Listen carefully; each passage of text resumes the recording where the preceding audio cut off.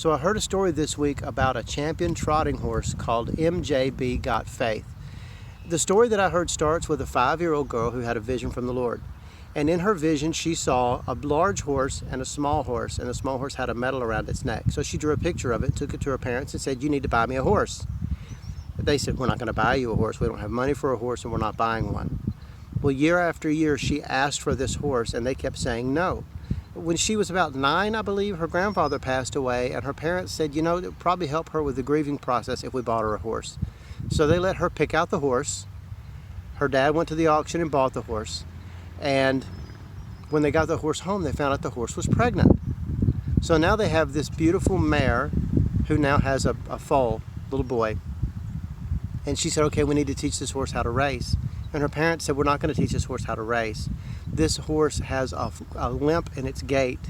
So even walking, this horse has a problem. We're not going to try to teach it to run." She said, "It's my horse. We're going to train this horse." So her parents actually gave in and allowed her to start having that horse trained. So they trained this horse to be a trotter. She decided she wanted to enter this horse in a race. They said, "It can't be that fast. You see the way that it walks. It isn't going to be a good horse for racing." She said, "We're going to race this horse." So they entered the horse. They were getting ready for qualifying, and her dad kept telling her, "This horse is not going to do that great. Don't get your hopes up." She said, "My horse is a champion."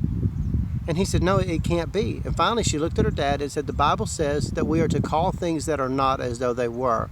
If you're not going to agree with me in faith that my horse is a champion, I need you to leave this area." She meant she was standing in faith for this horse. So the horse was scheduled to run in the last qualifying heat, and it won the qualifying heat.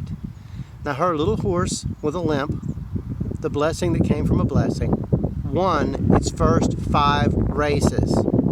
So you could say that her blessing horse was pregnant with a blessing horse that was even a greater blessing than the first blessing. And when I heard the story, I felt like the Lord spoke to me and said, the blessing that you're believing for, you need to hang on to and believe for that blessing, because when that blessing hits your life, that blessing is pregnant with another blessing that's far greater than the blessing that you're actually believing for. I believe that's a word for me, and I believe that's a word for you. God told Abraham, "In blessing I will bless you." And the Bible also says that God is able to do exceedingly abundantly more than all that we could ask or even think. So I'm telling you that the blessing you're believing God for is not the end for you, it's the beginning. Your blessing is pregnant with a blessing. So look for your blessing, hang on to your blessing, receive your blessing. There's enough blessing for you and overflow for those around you. I love you.